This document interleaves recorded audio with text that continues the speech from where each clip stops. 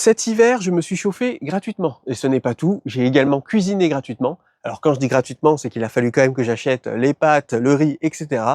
Mais je n'ai pas eu besoin de l'électricité du réseau, ni du gaz du réseau pour pouvoir cuisiner. Et en plus, j'ai déjà les légumes, les épices et les œufs qui poussent dans le jardin. Donc je peux vous dire que ça fait de sacrées économies. Et du coup, je me suis dit que ce serait intéressant de faire une vidéo récapitulative pour vous expliquer toutes les étapes que j'ai dû mettre en place pour arriver à ce résultat-là. Et ça, en partant de rien. Comme ça, si jamais vous êtes intéressé de vous lancer dans cette aventure, eh bien, que vous ayez toutes les cartes en main pour pouvoir le faire. Et également de vous parler en quoi ça modifie légèrement le quotidien. Et vu que je suis débutant dans cette pratique, eh bien, de vous expliquer toutes les erreurs que j'ai pu commettre au début et toutes les choses que j'ai appris au fur et à mesure du temps. Comme ça vous évitera de commettre les mêmes erreurs que moi. Notamment, une très grosse erreur que j'ai fait qui, du coup, a dû mettre fin à l'expérience. C'est-à-dire que là, nous sommes vers la fin janvier et malheureusement, j'ai dû me résoudre à mettre la main à la poche et de devoir payer 200 € pour pouvoir finir l'hiver. Mais je trouve que se chauffer pour 200 € en 2026, c'est pas très cher payé en vérité.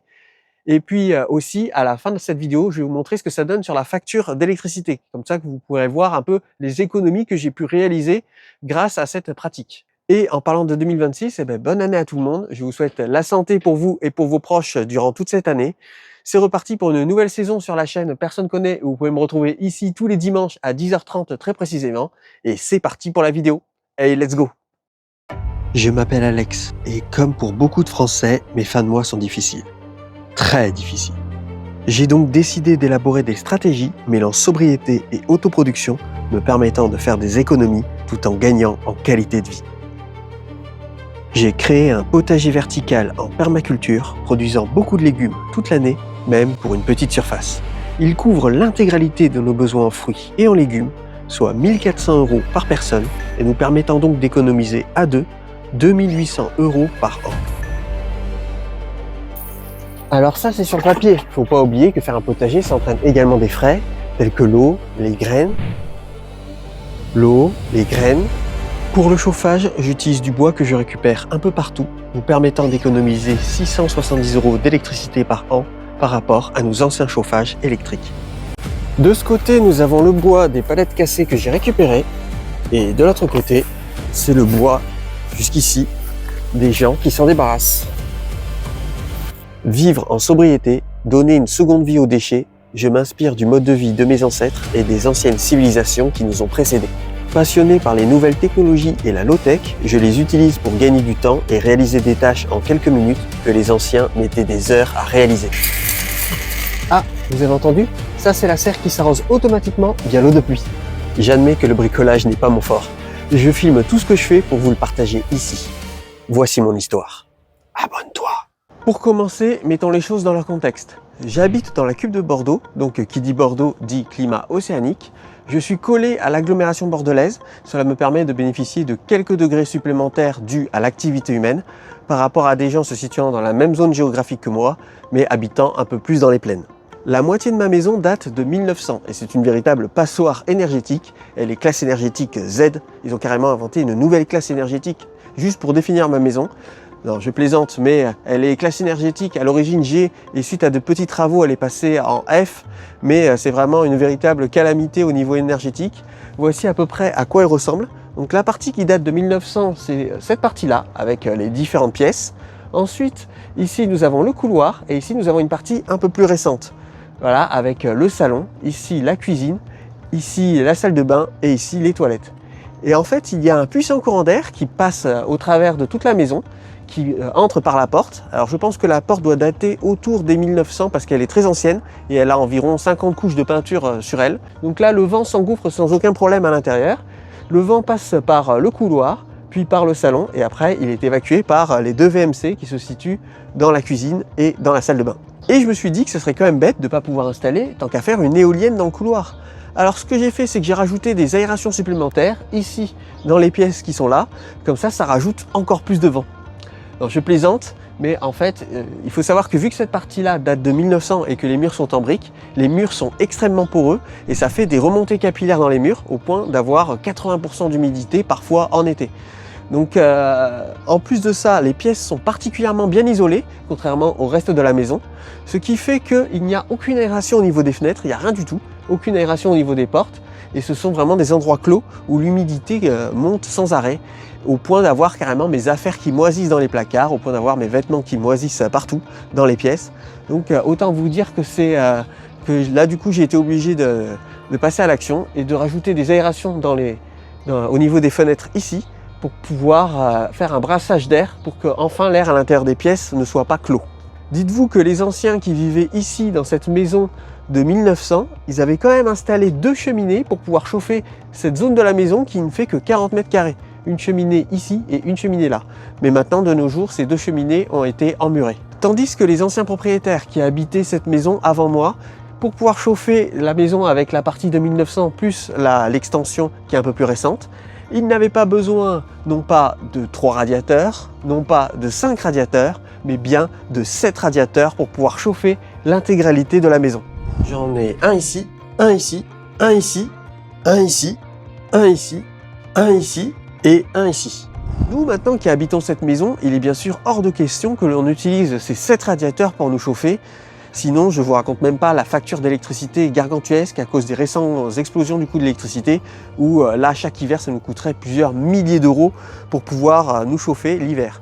Donc déjà, ce que l'on fait, on se chauffe vraiment au minimum possible.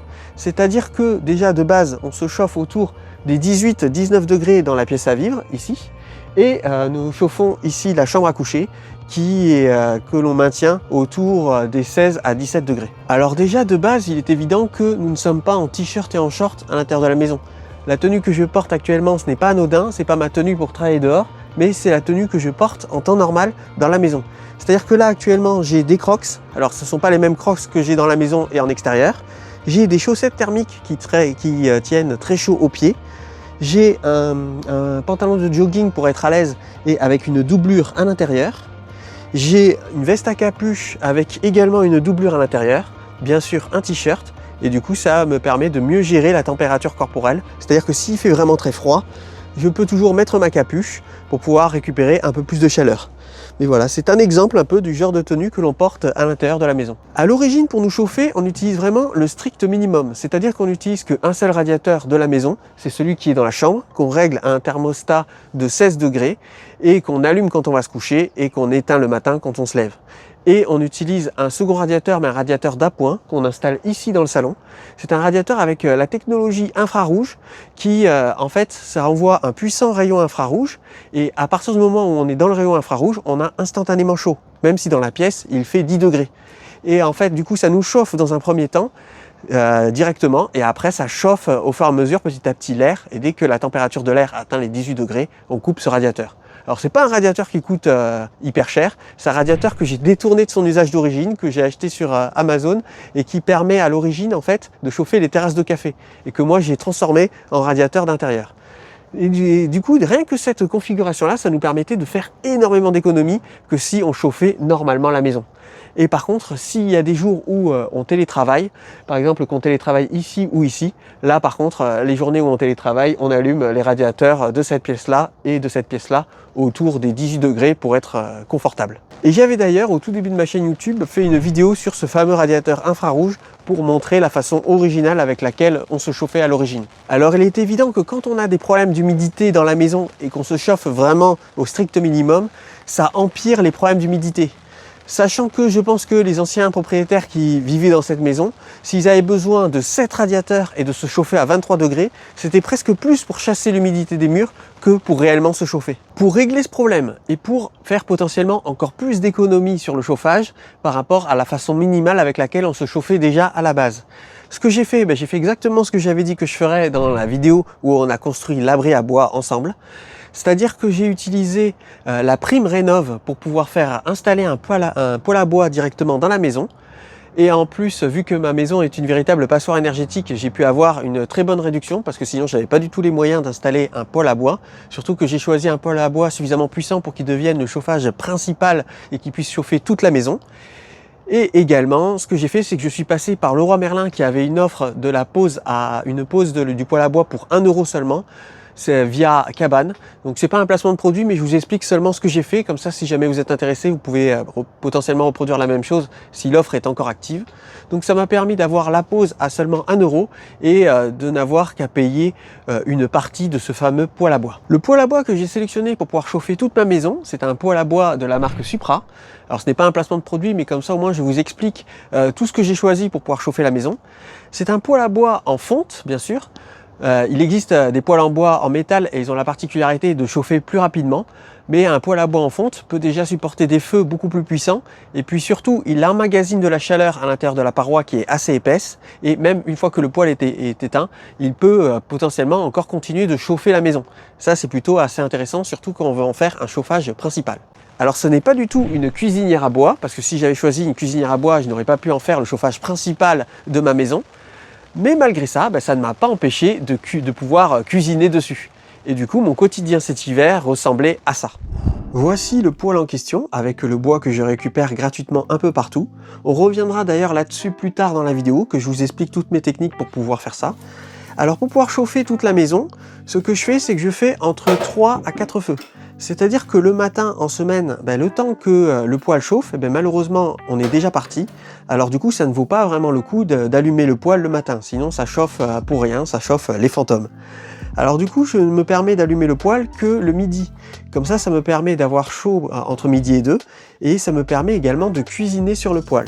En fait, il me suffit d'utiliser une casserole avec de l'eau à l'intérieur pendant la période où le feu démarre, parce qu'en fait, quand le feu est à sa puissance maximale, malheureusement, le poêle est beaucoup trop chaud et du coup, ça devient compliqué de cuisiner dessus. Surtout si on utilise par exemple une poêle, ce qu'on met dans la poêle crame instantanément.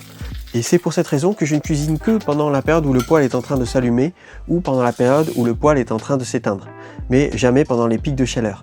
Et pour pouvoir me faire un repas très rapide le midi, je mets des haricots du jardin surgelés, je mets des pâtes et je mets des œufs du jardin pendant une durée de 10 minutes. Et ainsi, ça me permet d'avoir un repas ultra rapide pour pouvoir me faire à manger le midi. Le deuxième feu, je le fais le soir, comme ça me permet de cuisiner une seconde fois le soir. Et le dernier feu, je le fais juste avant d'aller se coucher. Comme ça permet à la maison d'accumuler de la chaleur et de la conserver jusqu'au lendemain. Et maintenant, je vais vous expliquer mes 3 techniques que j'utilise pour pouvoir avoir du bois gratuitement. Alors déjà, je produis une partie de mon bois directement chez moi. Là, vous voyez, je produis l'intégralité du bois d'allumage dont j'ai besoin pour pouvoir démarrer les feux. Mais par contre, il est évident que je ne produis pas 100% du bois de chauffage dont j'ai besoin pour me chauffer chaque année dans mon petit jardin de centre-ville. C'est sûr que... Mais j'ai quand même des belles bûches, comme vous pouvez le voir. Voilà, avec des beaux diamètres et avec lesquels je peux un petit peu me chauffer. Mais mine de rien, ça va quand même assez vite parce que tout ça, c'est le bois que j'ai récupéré juste en taillant mes arbres l'année dernière. Autre astuce, lorsque mon voisinage font tailler leurs arbres par des professionnels, je leur propose de ne pas payer l'évacuation et du coup, c'est moi qui vais chez eux pour m'occuper moi-même de l'évacuation de leurs branches. C'est ce que j'ai fait ici pour ce grand chêne. Vous voyez, lorsqu'ils ont fait tailler les branches, après, les professionnels sont partis et c'est moi qui suis venu pour récupérer toutes les branches. Ce que j'ai fait, c'est que j'ai broyé les petites branches qui étaient comme ça et j'ai intégré le broyat directement dans mon potager. Et du coup, ils m'ont permis de récupérer les grosses bûches gratuitement. Et c'est avec le bois de ce chêne-là que j'ai récupéré il y a 2 ans que j'ai pu me chauffer, par exemple, cette année. Et également sur le Bon Coin, il y a plein d'offres de gens qui cherchent à se débarrasser du bois qu'ils ont chez eux. À savoir qu'il y a un peu moins d'offres à cette période de l'année où nous nous trouvons, c'est-à-dire en hiver. Mais par contre, au printemps et en été, là, le Bon Coin en regorge. Alors c'est sûr que c'est pas avec ma petite Dacia que je vais pouvoir m'occuper de l'évacuation des branches chez les particuliers. Mais j'ai avec moi un petit broyeur électrique qui fait nettement moins de bruit qu'un broyeur thermique et que lui je peux transporter via la Dacia et qu'après j'amène directement chez les gens pour broyer directement sur place. Et une fois que tout ça c'est broyé, ça prend vraiment plus beaucoup de place dans des sacs. Et à la fin ça nous donne ceci. Tout ça, ça va nous servir pour enrichir le sol du potager. Donc le bois qui est mort, on va plutôt l'utiliser pour les allées, pour éviter d'avoir des fins d'azote au jardin. Et par contre, le bois qui est encore vert, on peut l'utiliser directement sur ces zones de culture. Juste en utilisant ces 2 techniques, et sans même le faire vraiment sérieusement, j'ai pu ainsi stocker 2 stères de bois de chauffage que j'ai fait sécher ainsi pendant 2 ans. Le bois de palette est également une source non négligeable pour pouvoir se chauffer. Le gros avantage avec le bois de palette, c'est que contrairement au bois classique, il n'y a pas besoin d'attendre 2 ans pour pouvoir l'utiliser. Là, le bois de palette, s'il a été conservé dans de bonnes conditions et protégé des pluies, on peut l'utiliser instantanément. Et il faut bien sûr s'assurer que ce ne soient pas des palettes qui soient traitées avec des produits. Donc hop, là ici j'ai mon guide pour savoir quelle taille de bûche je peux mettre à l'intérieur de mon poêle. Voilà, je sais à peu près, je taille un peu moins que mon guide pour être sûr que ça rentre. Et après... Et voilà, et ça je peux le mettre directement dans le poêle. Et après je récupérerai les clous une fois que le feu sera terminé. Dites-vous que je connais des gens qui se chauffent même carrément uniquement qu'avec du bois de palette, tellement c'est pratique. Alors les planches ont tendance à brûler assez rapidement, mais par contre les gros blocs comme ça durent un peu plus longtemps. Mais le bois de palette quand même, il faut bien se dire que c'est un bois qui brûle assez rapidement, contrairement à des bûches avec un gros diamètre. Avec tout le bois de palette que j'ai rajouté, je pense avoir pu constituer un stock d'environ 3 stères, c'est-à-dire 2 stères et demi dans l'abri à bois et une demi-stère sur la terrasse de la maison. Maintenant, je vais vous parler des erreurs que j'ai fait au tout début lors de l'utilisation de mon poêle à bois. C'est à ce moment-là que tous les possesseurs de poêles vont commencer à ululer. Mais bon, personne n'a la science infuse et puis il faut bien apprendre dans la vie. Donc du coup, ce que je faisais, c'est que je faisais au tout début que des petits feux. Vous voyez, je prenais des branchages qu'il y a du jardin que j'ai fait sécher. Hop, ça me sert d'allume-feu. C'est un excellent allume-feu d'ailleurs. J'aurais dû enlever la cendre d'ailleurs avant de faire ça. Un peu de bois de palette. Et voilà, et c'est tout. Et c'est avec ça que je lançais mes feux de cheminée. Je mettais un petit allume-feu. Et voilà le travail. Et une fois que le feu avait bien pris, je mettais une bûche par une bûche. Ça pendant toute la soirée. Hop. Et en fait, je n'attendais même pas que la première bûche ait été complètement consumée pour mettre à chaque fois une seconde.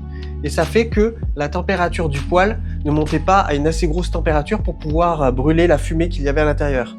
À savoir que là, il n'y a pas beaucoup de fumée et je trouve que je m'en tire bien, mais je pense que le poêle est encore un peu chaud de ce midi. Mais voilà, en fait, le poêle était beaucoup trop froid, la température à l'intérieur redescendait à chaque bûche que je mettais et elle ne montait pas à chaque fois suffisamment haut pour brûler toute la fumée. Et ça fait que là, la vitre était totalement encrassée, à l'intérieur c'était bourré de fumée et même les feux avaient du mal à réellement démarrer.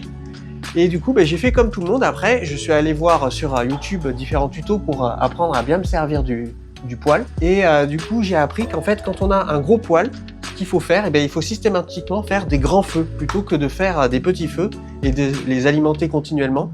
Parce qu'en fait, à chaque fois qu'on met une bûche dans un poêle, la température à l'intérieur du poêle redescend et du coup, ça empêche le poêle d'arriver à une suffisamment grosse température pour pouvoir avoir une grande puissance de tirage. Quand le poêle chauffe, il y a le conduit qui chauffe également, ça fait un grand tirage d'air et du coup, c'est ce grand tirage d'air qui permet de pouvoir faire un meilleur brassage à l'intérieur, de monter suffisamment en température pour pouvoir brûler la fumée qu'il y a à l'intérieur et ça empêche du coup d'encrasser trop rapidement son conduit de poêle et d'encrasser trop rapidement sa vitre de poêle. Et du coup, en faisant comme ça, je perdais énormément dans la puissance calorifique de mes bûches. C'est-à-dire que la puissance calorifique de la première bûche suffisait à peine à retirer l'humidité de la seconde, et ça, ainsi de suite. La seconde suffisait à peine à retirer l'humidité de la suivante, et ça fait que du coup, je ne profitais pas pleinement de la puissance que pouvaient me générer en termes de chaleur ces bûches-là. En fait, il vaut mieux commencer par un grand feu tout de suite, et après on attend que les bûches soient entièrement consumées et qu'il ne reste plus qu'un lit de braise avec quelques flammes dessus, et c'est là qu'on peut commencer à se permettre de remettre des bûches à l'intérieur, et c'est la chaleur qu'il y a à l'intérieur des braises qui va permettre de pouvoir évacuer l'humidité qu'il y a dans les bûches que l'on rajoute par la suite. Maintenant, je vais vous raconter la très grosse erreur que j'ai fait et qui m'a littéralement coûté tout mon stock de bois. Et après, le moment que vous attendez tous, je vais vous montrer ma facture d'électricité et on va voir les économies que j'ai réalisées déjà pour cet hiver malgré les erreurs que j'ai fait. Alors déjà, il faut savoir que ma chaîne est l'une des seules, si ce n'est la seule à ma connaissance, chaîne qui parle d'autonomie en milieu urbain. C'est-à-dire qu'ici, on est en ville, on n'est pas du tout à la campagne. Et du coup, sur cette chaîne, j'essaye de tendre vers l'autonomie tout en conservant un maximum le confort de la vie moderne. Il y a d'autres chaînes qui parlent d'autonomie sur YouTube et qui acceptent de vivre dans une pièce où les températures descendent en dessous des 10 degrés, voire même à 0 degré. Alors ici, ce n'est pas du tout le cas. Je respecte énormément ce qu'ils font et je trouve qu'ils ont beaucoup de courage de réussir à vivre dans de pareilles conditions. Mais moi, franchement, je n'ai pas le courage de faire ça. Donc du coup, ce que je fais, c'est que j'essaye quand même d'avoir des minimales de température. C'est-à-dire que, vous voyez, dans la chambre, lorsqu'on s'y trouve, en fait, ici, on ne supporte pas que les températures descendent en dessous des 16 degrés. Et vous allez voir que ça va avoir son importance par la suite. Et pareil, quand on est dans le salon, on n'accepte pas que les températures descendent en dessous des 18 degrés. Sauf que quand on utilise un poêle à bois quand on se chauffe, en fait, la température monte d'un coup avec le feu qu'il y a à l'intérieur du poêle et ça forme comme un espèce de pic. Et après, la température redescend. Et là, vous voyez, la redescente de température, cela dépend de l'isolation qu'il y a dans votre maison et également de la température qu'il peut y avoir dehors. Et après, la température est plutôt stable et après, plus tard, elle s'effondre pour retrouver la température initiale. Ça fait que vous voyez, si on veut avoir une température au-dessus des 18 degrés dans la pièce principale, il faut se chauffer autour des 25 degrés et après la température redescend et elle se stabilise autour des 18 degrés. Après voilà, c'est ce que j'ai constaté chez moi dans mes conditions, mais après je ne sais pas si ça se passe pareil dans les autres maisons. Et vous voyez, pour chauffer la chambre à coucher, alors là c'est encore pire parce que comme je vous avais expliqué en début de cette vidéo, j'ai un courant d'air qui passe ici. Là le poêle se situe ici et du coup la chaleur qui est générée par le poêle qui chauffe le salon est évacuée après par les deux VMC qui sont ici. Donc ici nous avons le courant d'air et c'est très dur de faire passer la chaleur du poêle ici dans le couloir et après de chauffer les autres pièces. Ça fait que si jamais on veut se retrouver avec une température au-dessus des 16 degrés dans la chambre à coucher, il faut, accrochez-vous bien, se chauffer à 27 voire presque limite 28 degrés pour pouvoir conserver une température supérieure à 16 degrés dans la chambre. Et ça pendant toute la durée de la nuit. Tandis que si on se chauffe à 25 degrés dans le salon, là on atteint bien les 16 degrés dans la chambre, mais ça forme comme un pic, comme ce que je vous ai expliqué tout à l'heure, et ça fait qu'après, quand le feu est éteint, durant la nuit, dans la chambre on se retrouve à avoir 10 degrés, et du coup on se les pèle. Donc là, je pense que tous les possesseurs de poêles me voient venir à des kilomètres, c'est-à-dire que parfois cet hiver, on se chauffait à 27 degrés dans le salon pour pouvoir avoir des températures supérieures à 16 degrés dans la chambre pendant toute la durée de la nuit. Ça fait que je voyais des TikTok sur mon téléphone dans mon canapé de gens qui parlaient de la France à Macron et qui disaient qu'ils se les pelaient chez eux. Pendant que moi j'étais en calbute, en mode comme si j'étais à Copacabana, je crevais de chaud et j'étais même limite parfois obligé de sortir dehors pour pouvoir me rafraîchir et même parfois d'ouvrir les fenêtres pour pouvoir évacuer un peu de chaleur. C'était n'importe quoi et là je peux vous dire que mon stock de bois, il en a pris un sacré coup. Du coup, ma mission cette année, c'est de trouver une solution pour régler ce problème avant l'hiver prochain. Et je pense surtout que c'est dû à la situation de ma maison. Je ne pense pas que ça soit pareil chez tout le monde. C'est surtout avec ce courant d'air inversé qui envoie l'air chaud du poêle vers ce côté de la maison. Alors que je pense que chez d'autres personnes, s'ils ont par exemple une salle de bain ici avec une VMC et qu'ils ont ici des aérations, ça serait plutôt l'inverse. Et peut-être aussi la disposition de ma maison. Ici, c'est le côté qui est sud-ouest et ici, c'est nord-ouest. Donc c'est peut-être ça aussi. Mais voilà, je pense aussi que c'est dû au côté exceptionnel de ma maison. Malheureusement, à cause de ces erreurs que j'ai fait au début et également du fait que je sois débutant et que je n'ai pas su tout de suite bien gérer correctement mon stock de bois, je n'ai pu me chauffer gratuitement que jusqu'à maintenant avec mes 3 stères, c'est-à-dire que jusqu'à la fin janvier. Et j'ai dû commander en catastrophe 2 stères supplémentaires de bois bien sec prêts à brûler. Et ça m'a coûté bonbon, ça m'a coûté 200 €. Alors ça peut choquer certains, mais voilà, c'est le tarif pratiqué en ville. Et puis surtout, j'ai payé également avec la livraison. Je vais essayer de rationner au maximum ce bois pour qu'il m'en reste encore pour l'année prochaine. Et puis là, cette année, il va falloir que je fasse une razzia totale, un stock énorme de bois de palette si je veux pouvoir faire des économies l'année prochaine. Maintenant, voyons les économies que j'ai réussi à réaliser malgré ma gestion catastrophique de mon stock de bois. Après voilà, c'est la première année où je me chauffe au bois, il faut bien apprendre pour commencer. Je vous mets ici la consommation que l'on avait lors de l'hiver dernier, à savoir que l'hiver dernier, on se chauffait pas non plus comme des nababs, c'est-à-dire que on se chauffait dans la pièce à vivre autour des 18-19 degrés et on se chauffait dans la chambre autour des 16-17 degrés et qu'on éteignait bien sûr les radiateurs lorsque l'on s'absentait de ces pièces. Et je vous mets en comparaison la consommation électrique que l'on a eue cet hiver, et sans surprise, on peut voir que cet hiver, vu qu'on n'a pas utilisé de chauffage électrique, la consommation est restée stable d'août à janvier. Et au niveau de la facture mensuelle, ça donne quoi? Eh bien voilà le résultat, on peut voir qu'on a économisé par rapport à l'année dernière autour des 488 € d'électricité. Après bien entendu, sur ces 488 €, il faut déduire les 200 € que j'ai dû dépenser pour 2 stères de bois prêts à brûler, et du coup ça nous revient jusqu'à présent, là maintenant, à 388 € d'économiser. Mais attention, l'hiver n'est pas fini, et maintenant qu'on a les 2 stères de bois, on a largement de quoi terminer l'hiver. Donc là, je pense que, d'après mes estimations, on devrait économiser, parce que là, par exemple, en janvier, on a réussi à économiser 252 € d'électricité. Là, en février, les températures remontent légèrement, donc on devrait économiser autour des 200 € d'électricité. Après, en mars, on devrait économiser autour des 150 € d'électricité.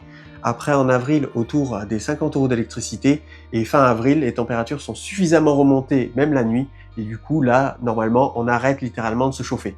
Donc en tout, on devrait faire une économie autour des 690 € d'électricité pour l'entièreté de l'hiver. Donc qu'est-ce qu'on peut en conclure de cette expérience? Eh bien je pense qu'on peut largement se chauffer gratuitement en 2026, en tout cas dans ma zone géographique. Et c'est d'autant plus simple si on a une maison bien isolée et qu'on a une meilleure gestion des flux d'air à l'intérieur de la maison. Mais bien sûr, il faut quand même faire preuve d'un peu plus de résilience et d'accepter de se lever le matin et d'avoir 10 degrés dans la chambre. Sachant que quand j'ai commencé à stocker du bois il y a 2 ans, je n'avais pas encore de poêle à bois et du coup je n'étais pas très motivé, c'est-à-dire que je récupérais du bois seulement par opportunisme, quand l'occasion se présentait aléatoirement à moi. Mais maintenant que j'ai un poêle, je peux potentiellement commencer à m'occuper sérieusement de ça et de faire des recherches et de dédier plusieurs journées complètes dans l'année à aller chercher du bois. Et à ce moment-là, je pense que je peux facilement remplir mon stock de bois entièrement de 4, voire 5, voire 6 terres de bois, et ça gratuitement. Mon but premier, ce n'est pas non plus de me chauffer gratuitement pendant l'entièreté de l'hiver. Le plus important pour moi, c'est surtout de diminuer mes mensualités, et pour l'instant, la mission est réussie, et avec les années futures, j'aurai plus d'expérience dans la gestion du bois. Je pense quand même que je vais voir pour trouver un chauffage annexe pour la chambre, comme par exemple un chauffage solaire, ou pourquoi pas mettre un radiateur à basse consommation avec dessus une prise connectée qui le ferait fonctionner uniquement pendant les heures creuses, me permettant d'avoir un chauffage qui fonctionne avec un tiers moins de prix au niveau de l'électricité.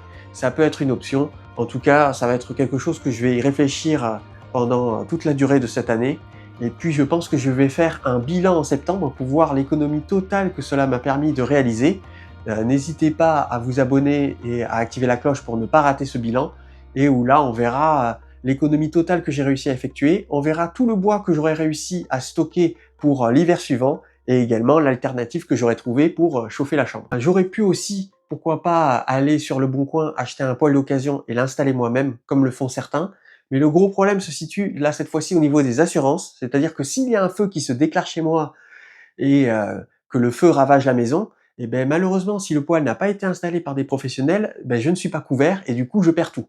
Et ça pour moi c'est rédhibitoire. Et en plus, je vous rappelle que j'habite en ville, et en ville il y a une législation particulière. Je ne sais pas si ça a été encore accepté ou si c'est encore en projet, mais en tout cas les feux de cheminée, ça c'est sûr, vont être interdits, et sont peut-être même déjà interdits. Et l'utilisation de poêles qui datent d'avant 2002 sont eux aussi interdits. Et du coup, c'est pour ça que pour moi, il me fallait un poêle qui soit plutôt moderne. Là, le poêle que j'ai sélectionné est un poêle dit flamme verte, avec des pétales de rose qui sortent du conduit du poêle dès que j'allume un feu. Bon, je plaisante, mais voilà, c'est un poêle qui est dit plutôt économe, enfin plutôt qui ne libère pas de substances trop nocives dans l'air, mais c'est quelque chose qu'il faut quand même prendre en compte, surtout si on veut avoir une installation plutôt pérenne et une économie rentable sous plusieurs années. Voilà, j'avais oublié cette lumière. Ah, c'est bien mieux. C'est que c'est dur la reprise, hein. Bon, maintenant vous savez ce que j'ai fait durant toute la durée de l'hiver. J'espère que cette vidéo vous a plu. Et bien sûr, dès dimanche prochain à 10h30, et bien là on va reprendre le potager, on va reprendre les semis. Je suis un petit peu en retard dans les semis, mais vous allez voir qu'en fait c'est un retard organisé. Je vous expliquerai tout, et on se retrouve dimanche prochain. Allez, salut! Merci énormément aux membres de la communauté qui permettent la survie de la chaîne en me soutenant financièrement, soit via le Tipeee, soit en cliquant sur le bouton rejoindre de la chaîne. Si cette vidéo vous a plu, n'hésitez pas à la liker, à la partager ou à la booster. Vous avez remarqué, à chaque fois que l'on cherche à s'émanciper, l'État nous met systématiquement des bâtons dans les roues.